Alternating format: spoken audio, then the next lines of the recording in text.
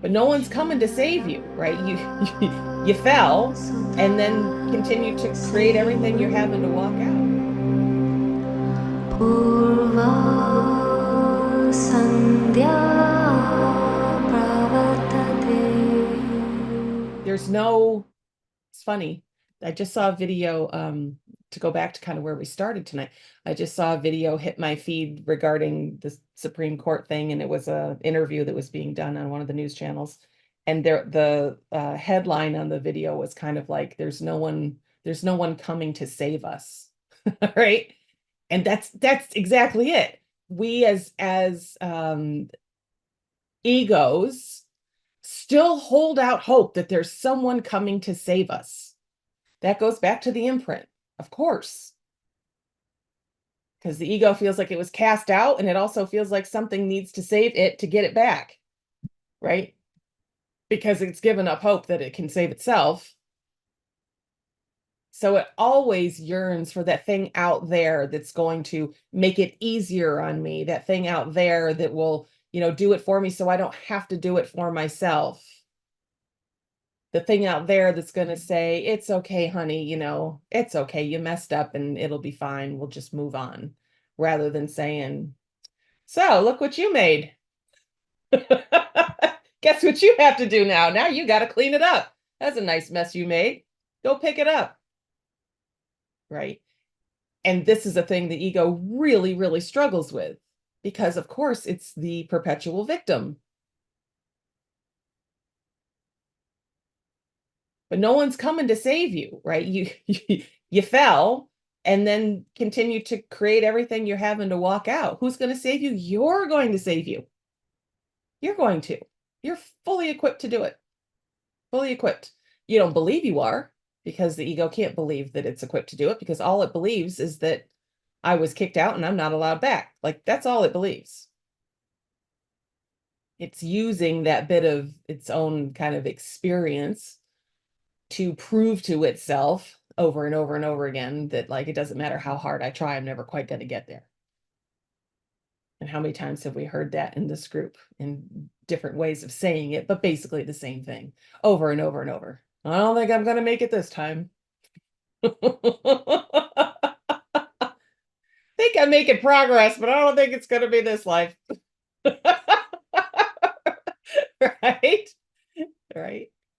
And then we hold out hope for, oh, maybe there's just a moment where, the ultimate grace. I'm such a good student that they give me a mulligan. I get the spiritual mulligan that says, yeah, just let her in anyway. All right. Maybe if I'm really good. I'm really good. But it doesn't work like that, right? We created it. We have to own it, take responsibility for it, and then walk it out, right?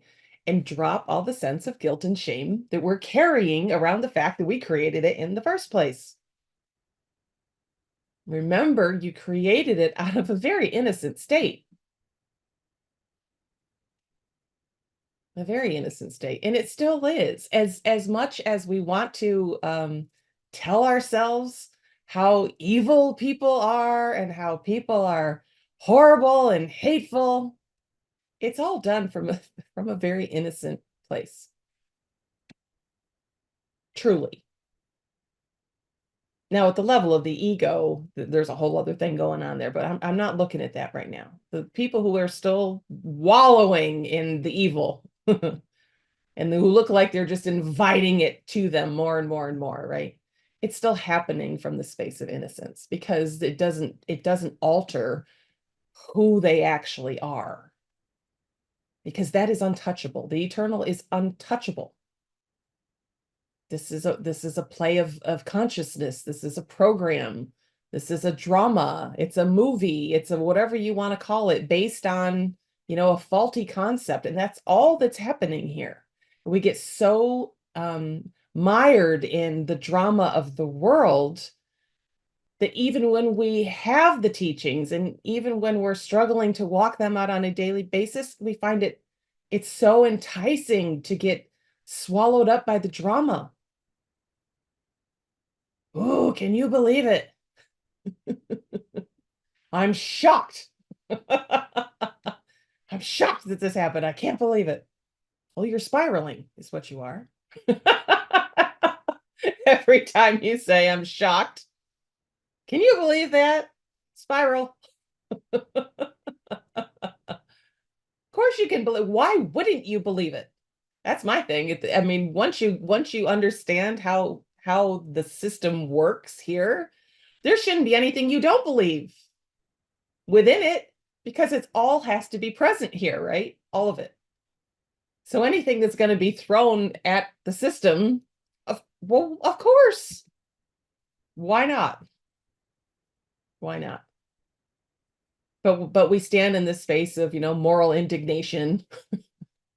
We should know better, right? Well, on a certain level you do, but that's not the majority of humanity at this point, right? The majority is just swimming in polarization constantly, right? From an unconscious place. They are not even, I've said this before, I will say it again, and like you need to, this is part of you're in the world, not of the world. Like you really need to get this. The vast majority of people that you are interacting with, and this is even in your own household, there's literally like no one there. So you, in one sense, could almost see them as soulless because where they're functioning from is not from their soul. They're functioning from a program, and that program is not conscious.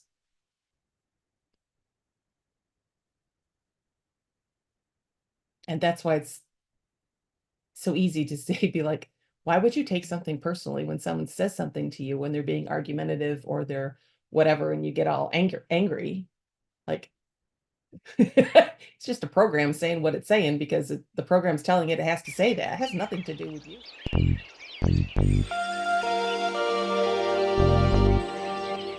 You are beginningless.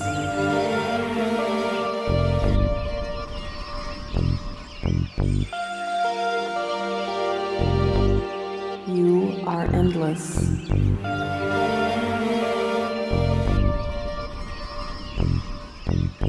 You are divine.